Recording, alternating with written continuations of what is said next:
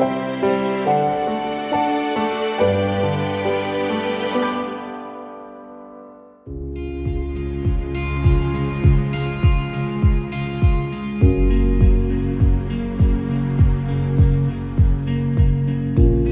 मी बँकेत गेलो होतो. तिथे फलकावर RTGS, NEFT आणि IMPS लिहिले होते. याचा अर्थ काय?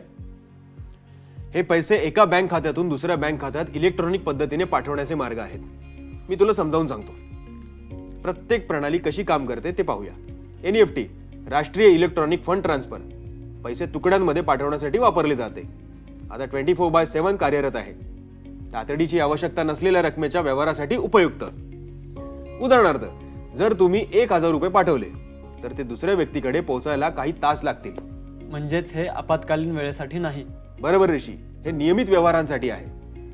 RTGS real time gross settlement मोठ्या रकमेचे तातडीने हस्तांतरण करणे. किमान व्यवहार रक्कम 2 लाख रुपये असली पाहिजे. उदाहरणार्थ, जर तुम्ही 5 लाख रुपये पाठवले तर ते लगेच संबंधित व्यक्तीच्या खात्यात जमा होतात. हे जलद आहे, पण फक्त मोठ्या व्यवहारांसाठीच उपयुक्त वाटते. बरोबर, हे प्रामुख्याने उच्च मूल्यांच्या व्यवहारासाठी वापरले जाते. तिसरा आहे IMPS तात्काळ पेमेंट सेवा. कोणत्याही वेळी कार्यरत, अगदी सुट्टीच्या दिवशी सुद्धा आणि रात्री उशिराही. लहान आणि तातडीच्या व्यवहारांसाठी आदर्श ठरते. उदाहरणार्थ, जर तुला रात्री 500 रुपये चुलत भावाला पाठवायचे असतील तर IMPS योग्य आहे. हे खूप सोयीचे आहे. हो, हे आपत्कालीन परिस्थितीसाठी खूप उपयुक्त आहे. थँक्यू दादा. आता मला NEFT, RTGS आणि IMPS यातील फरक समजले. खूप छान ऋषी.